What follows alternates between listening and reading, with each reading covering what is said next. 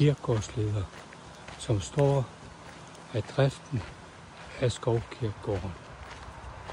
Her, hvor vi går nu, er indgang til selve Skovkirkegården.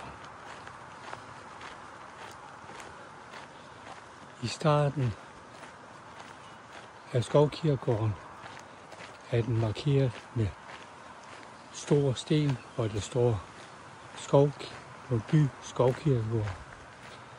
Og på hver side er der 2 frugttræer.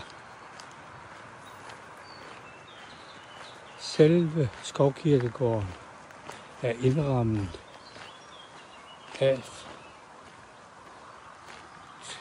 en lille bæk, og der er 2 små broer over. Her har vi så starten på Skovkirkegården. Vi går nu over den lille bæk og de små broer,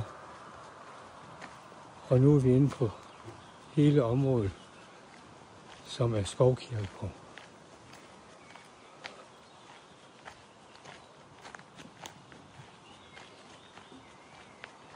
Vi kigger nu ind i området,